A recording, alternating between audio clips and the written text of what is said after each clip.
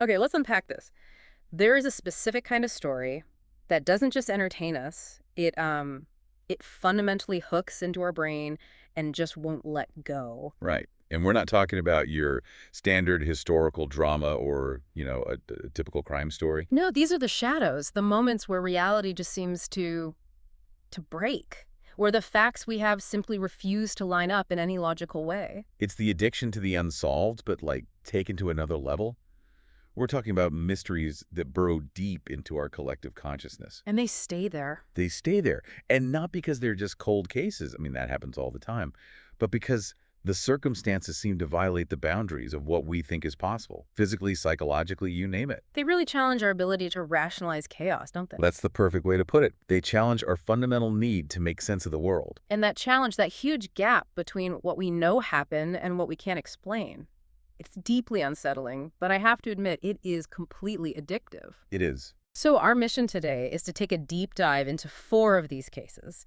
And these aren't just mysteries, they're more like historical black holes, where all the evidence seems to point towards, well, impossible conclusions. And we've gathered all the sources for you.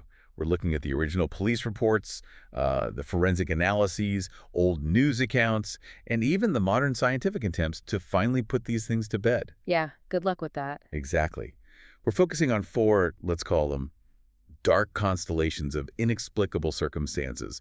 They tormented investigators and, us armchair detectives for decades. I think the unifying theme here, the thing that ties them all together, is the stubborn resistance to closure. Yes. These events just completely defy that basic human need for a clean narrative, a story with a beginning, a middle, and a satisfying end. We need to believe that. We need to believe that every action has a clear motive, that every crime leaves a trace, that every death, it has an explanation. And these cases just stare back at you and say, nope. Not always. Okay, let's jump right in with what might be the quintessential example of inexplicable terror. I know where you're going. Let's go to the Ural Mountains. Dyatlov Pass. We begin in the Ural Mountains of the Soviet Union, January 1959, and you need to picture this setting to get the full impact. This is a landscape that is just defined by dread. Oh, absolutely. It's a white hell. That's the only way to describe it. It's lethal, cold, winds screaming across these barren peaks. I mean, an environment so hostile, it's the perfect stage for a group of incredibly experienced hikers to meet just a completely baffling end. And it's so crucial to establish their expertise. This wasn't a group of amateurs. Not at all. The leader, Igor Dyatlov, he was only 23, an engineering student. But he was known for being meticulous. His planning, his organizational skills, his experience, he was top-notch. And his group? His group was made up of 8 men and 2 women, all of them skilled winter survivalists. They were all trained for this exact level of extreme weather. Their objective was Mount Otorten, which is a challenge for sure, but they were equipped, they were seasoned. This should have been a tough but manageable trip for them. And then there's the first twist of fate. The first piece of luck, which I guess later became a lifetime of misery, belonged to Yuri Yudin. The lone survivor. The lone survivor. He turned back early because of sciatica and some other recurring illness, a simple physical problem that ended up saving his life. Could you imagine? He left 9 friends to continue the trek. He spent the rest of his life agonizing over that decision, just haunted by the last time he saw them, alive and vibrant and waving goodbye. It's so awful to think about. So when they failed to return, as scheduled in late February, search parties were dispatched. And the discovery, on February 26th, it instantly created the puzzle that has now endured for, over 65 years? Right. Searchers find their abandoned tent. It's pitched halfway up the slopes of Kolet Siakal, a name in the local Mansi language that, chillingly, translates to Dead Mountain. Of course it does. And here's the fact that instantly just screams panic. The tent. The tent, it wasn't collapsed by snow. The entrance wasn't unzipped. No, it was slashed open from the inside. Cut with knives. The original reports use the phrase desperate haste. From the inside, that's the detail. It is. And inside, their belongings were scattered, but they were pretty much all there. Their boots, their skis, their warm fur clothing, emergency supplies, food, all left behind. Which presents this immediate, totally inexplicable contradiction. You have 9 experienced survivalists who flee into lethal cold. We're talking temperatures plummeting to 40 below zero. While wearing thin liners. Socks, In some cases, just their underwear. That is the core, the absolute existential question of this entire case. What instantaneous, all-consuming terror could possibly motivate 9 highly competent cold weather veterans to choose certain death by exposure over staying inside their sturdy, well-stocked shelter? Whatever it was, it must have been perceived as an immediate existential threat greater than the deadly cold itself. Staying inside seemed more dangerous. And then the physical evidence just makes the enigma deeper. It does.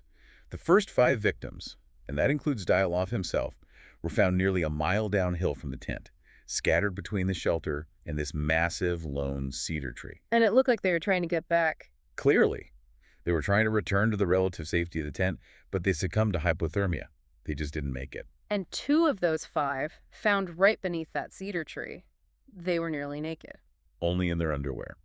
They had tried, it looks like, to build a fire from the cedar's branches, but it was useless. The effort that would take in that cold with frozen hands. It's incredible. But there was another strange detail about that tree, wasn't there? Yeah. The branches high up on the tree were broken. Signs show that one of them had climbed high into the tree's lower branches, snapping off small limbs. As if they were desperately trying to get a better view. Exactly. But what were they looking for?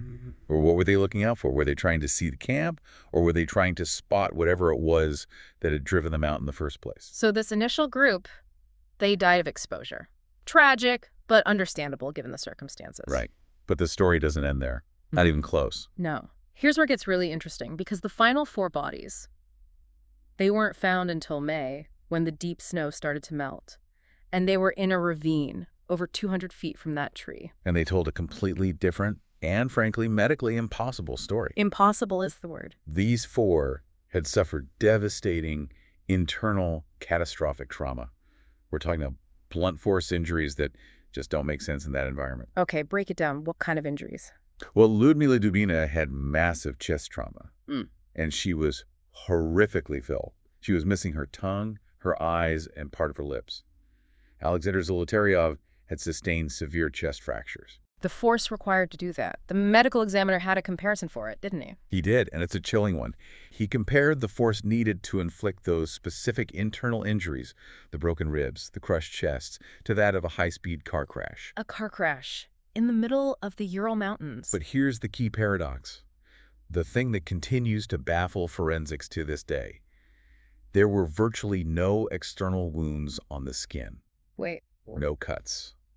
No significant bruises, no visible trauma to the soft tissue that would indicate the source of this tremendous crushing force. How is that? I mean, how is that even possible? How does a human body get crushed from the inside out? That is the million-dollar question.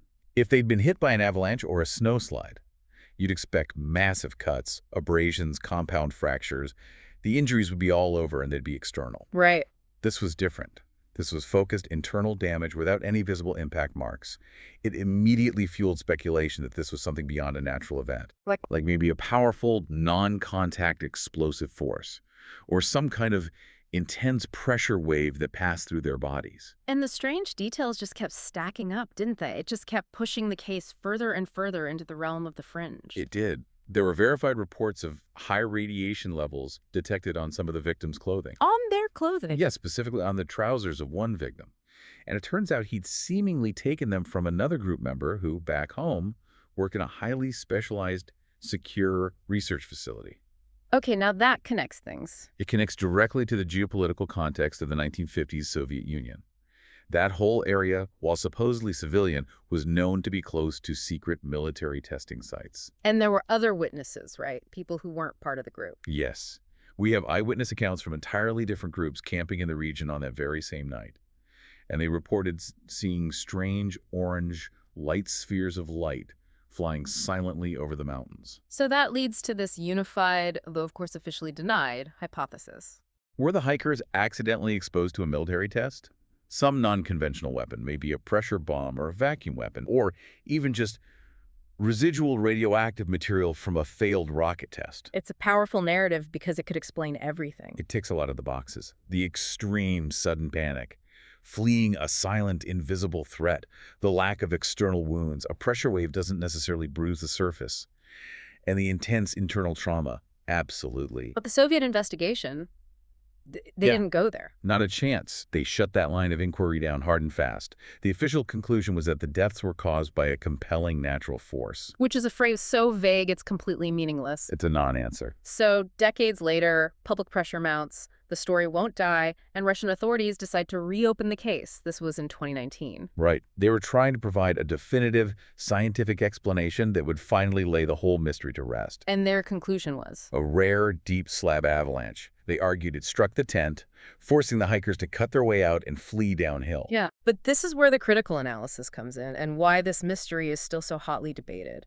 Because the slab avalanche theory, it really struggles to account for multiple key pieces of physical evidence. Like what? What are the biggest holes in that theory? Okay, first, the site itself. It was on a relatively gentle slope, maybe 15 to 20 degrees, not at all typical for an avalanche with that kind of destructive power. And second, these were experienced mountaineers. Exactly. If they were alerted by the sound of an approaching snowslide, why would they flee the tent in their underclothes? Their training, their every instinct would be to brace, to stabilize the tent, maybe try to dig out. They wouldn't run into the storm. And it doesn't explain the injuries. Not at all. More damningly, the theory completely fails to explain the specific, highly localized pattern of internal injuries. And it especially doesn't explain the missing organs, like Dubinina's tongue and eyes. What was their explanation for that? In the later findings, they attributed it to scavenging animals and natural decay in the water of the ravine. But it just feels insufficient. Too neat. It really seems like every official attempt to close the door on Dyatlov Pass only ends up highlighting the fact that the key they're using doesn't fit the lock. That's it. The sheer terror that drove them from that tent, combined with that medically inexplicable internal damage. Yeah. It remains one of the most impenetrable shadows of the 20th century. It's a case that leaves you feeling profoundly uncomfortable because it suggests the possibility of some force out there that we just don't have the language to describe yet, let alone the ability to predict. So from the icy, vast unknown of the Urals, we transition to a very different kind of psychological horror. This is the claustrophobic dread of rural Bavaria in 1922. The case is Hinterkaifeck.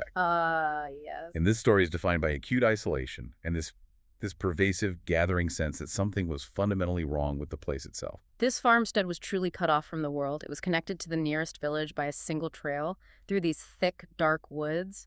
It was the perfect stage for a hidden tragedy, a place where a scream would just go unheard, and a secret could fester for years. And what's so fascinating here is the sheer accumulation of pre-murder warnings. These weren't just vague feelings of being watched. No, these were physical, material intrusions. Exactly. The patriarch, Andreas Gruber, he started reporting these things weeks before the attack, which tells you there was a prolonged period of surveillance and creeping dread. It wasn't a sudden event. He told his neighbors about finding footprints in the fresh snow. They led directly from the forest to his farm. But crucially, no tracks leading back. None. As if someone had just walked onto the property from the woods and then evaporated into thin air. That detail alone is the stuff of nightmares. And that was just the beginning. He also told people he was hearing footsteps in the attic. He'd go up and search, but there was never anyone there. Nothing was ever out of place. And then things started to go missing. House keys vanish without explanation. And then, maybe strangest of all, unfamiliar newspapers started appearing on the property. Newspapers the family had not ordered and did not read. It's like psychological warfare. The killer, or whoever it was sending a message. They were trying to convey that the house was compromised, that they were not safe. It feels like the environment itself was trying to warn them. We know the previous maid. She quit abruptly months earlier. And she explicitly told them why. She claimed the farm was haunted. She said she felt constantly watched, and she heard these strange scraping noises in the walls and in the ceilings.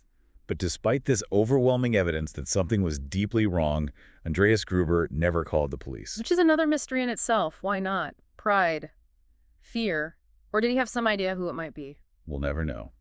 On March 31st, 1922, the new maid, a 44-year-old woman named Maria Baumgartner, arrived at the farm. It was her first day of work. And her last. And her last. The discovery came on April 4th. Neighbors finally went to investigate after realizing no smoke had come from the chimney for days. And what they found was just methodical butchery. 6 people, brutally killed with a mattock, a pickaxe-like farm tool that was later found at the scene. The crime scene itself indicated a chilling level of calculation. The killer didn't just rush in. Yeah. It appears that Andreas His wife Cecilia and their widowed daughter Victoria were all lured out to the barn one by one and struck down. Imagine the concentration, the timing that would require. To lure 3 separate adults out of the house into a dark barn, murder them, and do it so quietly that the others inside didn't hear a thing. It suggests a killer who was either incredibly strong or incredibly familiar with their routine. Maybe they whispered to them from the shadows, called their name to draw them outside, Then, after killing the 3 in the barn, the killer walked back into the house. and murdered little Cecilia, the granddaughter, and the new maid, Maria, in their beds. But the level of detached horror, it reaches its absolute peak with the youngest victim, 2-year-old Joseph. Oh, this part it's just sickening. Joseph was killed last. He was found in his mother Victoria's bed. The forensic analysis at the time suggested he may have been killed hours after everyone else. But the truly sickening detail, the one that just stays with you, Is that strands of his own hair were found clutched tightly in his dead mother's hands. meaning he lay there, next to her corpse, for possibly hours, alive, before the killer came back to finish the job. The sheer psychological terror imposed on that child and the casualness of the killer's return, it's just unspeakable. But then comes the detail that makes this case utterly unique in criminal history, the thing that pushes it from a brutal murder into the truly inexplicable. Life went on after death. Life went on. What's so fascinating and so deeply disturbing is that someone had remained at the farm for days following the killings. This isn't just hiding out for an hour to clean up and escape. No, the duration. It suggests a phenomenal, almost inhuman level of nerve and detachment. They weren't just sheltering there, they were performing this grotesque pantomime of daily farm life. The investigation confirmed that the livestock had been fed and cared for. The cows had been milked. Meaning the killer was performing the morning and evening chores. Food had been cooked and eaten in the kitchen. And the neighbors. They even reported seeing smoke rising from the chimney on Saturday and Sunday. Days after the murders took place on Friday night. So let's analyze the implication of that for a second. This suggests a killer who either had such phenomenal nerve that they actually enjoyed the macabre irony of their situation, or, and this is perhaps more disturbing, it was someone so intimately familiar with the farm's routines, someone who felt so comfortable and entitled to the property that they just resumed the daily life of the family they had just murdered. I can't get past that. Doing the chores, eating their food, surrounded by 6 bodies they just brutally dispatched. That shows a level of detached, mundane evil that is truly terrifying. It is. And it points away from a simple robbery gone wrong. They didn't take anything of value, did they? No, nothing. The motive was clearly not financial. In fact, a large sum of money was later found hidden away in the floorboards, untouched. The motivation was personal, violent, and highly focused. So, the investigation. It became one of the largest in German history at the time. They interviewed over 100 suspects, and it yielded absolutely nothing. They even used pioneering forensic techniques for the era. They removed the victims' heads and sent them to Munich for early attempts at, facial reconstruction, trying to see if the blows told a story. They were so baffled that they even consulted a criminal psychic, a guy named Peter van der Herk. Which shows you the level of desperation. They were completely out of leads. The theories, naturally, they centered on the dark, troubled history of the Gruber family itself. Right. One persistent theory suggested the return of Victoria's husband, Carl Gabriel. He was reported dead in World War I, but his body was never definitively identified and returned. So maybe he didn't die. Maybe he came back, found out about the scandalous situation on the farm, and took this bloody revenge. And the darkest whispers of all surrounded the paternity of the youngest victim, little Joseph. Victoria had become pregnant 2 years after her husband's reported death. And the local gossip, the whispers in the village, insisted that the patriarch, Andreas, was actually the father of his own grandson. An explosive scandal like that, if it were true, could have motivated revenge from a jealous third party, or perhaps even a deep internal fracturing within the family itself that finally erupted in violence. But despite all the resources, all the suspects, all the theories, no one was ever charged. And the local community was so desperate to just erase the horror that the farm was completely demolished in 1923, just a year after the murders. Which means the physical evidence, the crime scene itself, was scattered to the winds, and tragically the actual police case files were destroyed during World War II. So the mystery remains perfectly preserved only because of its own incomprehensibility. From that methodical internal horror of Bavaria, we transition now to a different, but just as agonizing form of disappearance. We're going to Christmas Eve, 1945, in Fayetteville, West Virginia. The Sodder children. This one is just heartbreaking. George and Jenny Sodder, they were prominent local business owners. And on Christmas Eve, their large family home burns to the ground. George and Jenny managed to escape with 4 of their children. But 5 of them, Maurice, Martha, Louis, Jenny, and Betty, they were believed to be trapped on the 2nd floor. And George, he was an Italian immigrant who'd built a really successful trucking business from nothing. He tried desperately to get back inside to reach them, but the fire was just too intense. He was driven back by the flames. But the tragedy is immediately compounded by this terrifying series of consecutive failures, logistical failures that suggest it wasn't just bad luck. It feels like deliberate, synchronized sabotage. It does. George makes this desperate attempt to use his 2 large work trucks as makeshift ladders to get to the 2nd-story windows. And these trucks, which had been working perfectly just hours earlier that day, Inexplicably would not start, neither of them. then he goes to find the family's big ladder. It always stood propped against the side of the house. And it was gone, and it just vanished. And on top of that, the communications failed too. When they tried to call the fire department, the telephone line was dead. All of which delayed the fire department's arrival, so by the time they finally got there, the house had burned almost down to the foundation. And witnesses noted the response time, even with the delay, was still relatively quick. The whole thing, from start to finish, was about 45 minutes, which makes the next contradiction even more impossible. Right. The fire chief assured the grieving Sodders that, once the debris cooled, they would find the bodies in the ashes. A standard, though grim, assurance. But this promise introduced the core, almost unassailable element of this entire mystery. No bodies were ever found. Not a tooth, not a single bone fragment, not a trace of 5 children. So the official claim, which was meant to provide some sort of closure, was that the fire had been so intensely hot that it had cremated the bodies entirely. And that is where this deep dive becomes forensic.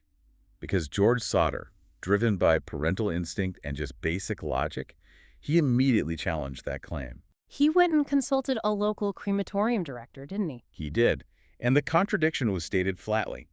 A house fire, fueled by wood, lasting only about 45 minutes.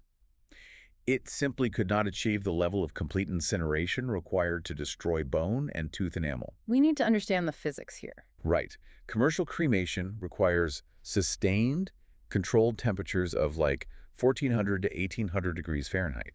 And that's maintained for several hours in a very specific type of furnace. A house fire, while it can reach peaks of maybe 1,000, 1,200 degrees? It's not sustained and it's not controlled. It chars, it damages, but it does not fully consume the dense skeletal structure of 5 human bodies. It just doesn't happen. Even after World War II, when dealing with the industrial crematoriums in Europe, the process still left significant bone fragments that then had to be mechanically processed. And a pathologist who later examined the site made a great point. He noted that if 5 bodies had been completely consumed, the intense, sustained heat required would have left discernible damage to the house's foundation and the soil underneath it. And that damage was absent. He was absent. The conclusion was unavoidable. The children were not in the house when it burned down. And the impossibility of that complete incineration, it transformed the Sodders' profound grief into suspicion. It fueled their own independent investigation that uncovered a campaign of sabotage and, well, malice. You have to look at the context. George Sodder was very outspokenly critical of Benito Mussolini and his fascist regime. Right. And this had led to confrontations with fascist sympathizing immigrants in his own community. And there was a specific threat, wasn't there? A very specific threat. 2 months before the fire, an insurance salesman who had been aggressively trying to sell George a policy he didn't want explicitly threatened him. He said his house would go up in smoke and his children would be destroyed because of his dirty remarks about Mussolini. That immediately raises a massive red flag. But the flag gets even bigger. That exact same insurance salesman bizarrely served as a juror on the coroner's inquest that ultimately ruled the fire was accidental. Get out of here. It's true. That just stinks of compromise. It's a deeply flawed investigation from the absolute start. And it gets worse. Later, more professional investigators confirmed that the telephone line hadn't just burned through in the fire. It's cut. It had been deliberately cut with a tool. And there were even findings suggesting evidence of a fire-starting device near the point of origin, implying this was a calculated, planned arson. And the official investigation The details are just cruel. The local fire chief was exposed for a shocking hoax. This part is unbelievable. He later planted and discovered a beef liver in the ashes. He claimed it was a burned organ from one of the missing children. Why would he do that? To force the Sodders to accept closure, to make them stop asking questions. But a pathologist examined the liver and confirmed it was fresh, not fire-damaged at all, proving it was a deliberate, utterly senseless deception. So all this skepticism was then reinforced by multiple eyewitness accounts that suggested the children had survived. Yes. A woman driving past the Sodder home during the fire reported seeing children peering out of a passing car on the main road, Route 16. Okay. A hotel manager in Charleston claimed the children, or kids who looked just like them, checked in days later with a group of strange adults, and various bus drivers reported seeing the missing children in different locations, often in the company of unfamiliar people. So these weren't just isolated dreams or rumors. These were documented sightings that, when you put them all together, suggest the children were taken. Right. Taken by individuals with a grudge against George Sodder, maybe involving organized crime or political extremists tied to his anti-Mussolini stance. The parents, George and Jenny, they spent the next 2 decades pouring their life savings, vast resources, into private detectives traveling the country. Driven by the simple belief that their children were still alive out there somewhere. And then came the final, most intriguing and most agonizing enigma. This was 23 years later, in 1968. The family received a photograph in the mail, postmarked from Kentucky. It showed a young man in his early 20s who bore a striking, almost undeniable resemblance to their son Louis. And there was a message on the back. A cryptic message. It read, "Louis Sodder, I love brother Frankie. Illa boys, A90132 or 35. It's an agonizing, tantalizing clue. A single piece of paper offering this glimmer of hope, but it's cloaked in so much secrecy. What does Illa boys even mean? A group? A code? And the disturbing conclusion to this final, best lead they ever had is a mystery in itself. The private detective. The private detective hired by the Sodders to go to Kentucky and investigate that return address. He simply vanished. He was never heard from again. Which strongly suggests that whoever took those children was still active, still organized, and willing to use lethal force to protect their secret after more than 2 decades. George and Jenny Sodder maintained a haunting billboard with the children's faces on it along Route 16 until George's death, refusing to accept the impossible cremation story. And their surviving children continue that search to this day. It's a case where every single piece of logic points towards survival and kidnapping, yet the culprits, they remain phantoms. So for our last case, we shift our focus back across time, now to the American heartland, June 1912, Villisca, Iowa. A tiny, quiet town of just over 2,000 people. And it became the setting for a massacre that fundamentally shattered the illusion of small-town safety, not just in Iowa, but across the entire continent. This is the Villisca Axe Murders. 8 victims, brutally bludgeoned to death while they slept. You have the Moore family, Josiah, Sarah, and their 4 young children, plus 2 young girls who were guests for the night, Lena and Nana Stellinger. All of them killed with the blunt end of an axe that was found later, left behind in the house. The attack was savage, it was methodical, and it was committed entirely in the dark. The killer entered the home sometime between midnight and 5 a.m. They moved silently through the 2-story house, going from room to room. A window was found open, but the front door was later found locked from the inside. Which suggests the killer either had a key or they locked it when they left, or maybe exited through an unbarred window. We just don't know. The savagery was extreme, but was also highly specific. The killer used the blunt side of the axe, not the blade, and they struck each victim repeatedly. Some suffered over 30 blows to the face and head. It was overkill, ensuring immediate death and rendering their faces unrecognizable. So the focus was on absolute, rapid annihilation to prevent anyone from waking up and raising the alarm. Exactly. But it's the logistics of the crime scene that define this killer as a meticulous phantom. It suggests extreme premeditation and a bizarre, almost ritualistic set of actions that they performed in the immediate aftermath of the slaughter. Let's detail those specific, chilling steps the killer took. Okay, first, the killer covered every mirror and every glass surface in the house with clothing, sheets, or towels they found. That detail is highly psychological. What does that mean? Does it suggest a compulsion? Like they couldn't stand to see their own reflection after what they'd just done? That's one theory. Or was it purely practical? Using the darkness to make sure no stray bit of moonlight reflecting off the glass would wake anyone up as they moved through the house. Okay, what else? Second, a bowl of bloody water was found carefully placed in the kitchen. either in the sink or on a table. Implying the murderer took the time to wash up before leaving. A breathtaking display of control and phenomenal nerve. They weren't panicking and fleeing, they were tidying up their environment. Third, 2 cigarettes were found on the floor downstairs, and the Moores, Josiah and Sarah, they didn't smoke. Right, which indicates the killer may have been waiting, observing, or maybe even relaxing briefly, either before or after the crime. It suggests they spent a significant, unhurried amount of time in that house after the killing was complete. And then there's the most frightening clue of all, the detail that speaks most to premeditation. The ceiling. The ceiling.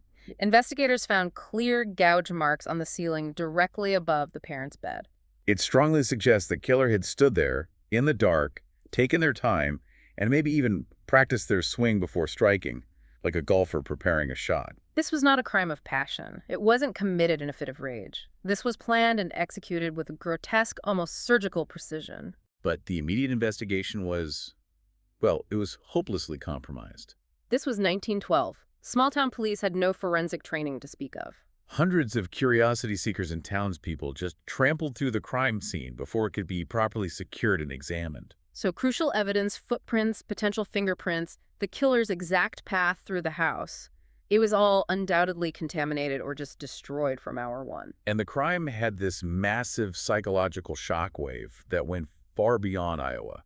It sent a message that the wholesome heartland was not safe. It shattered the bedrock assumption of rural American life. People who had never even thought about locking their doors were suddenly barricading themselves in their homes. It led to runs on locks and weapons all across the Midwest. The investigation that followed dragged on for years. It centered on various suspects, but no resolution was ever achieved. One of the key persons of interest was a Reverend Lynn George Jacqueline Kelly. Right. A traveling Presbyterian minister who had been in Villisca that very night. He'd even attended the church program the Moores were at just hours before they were murdered.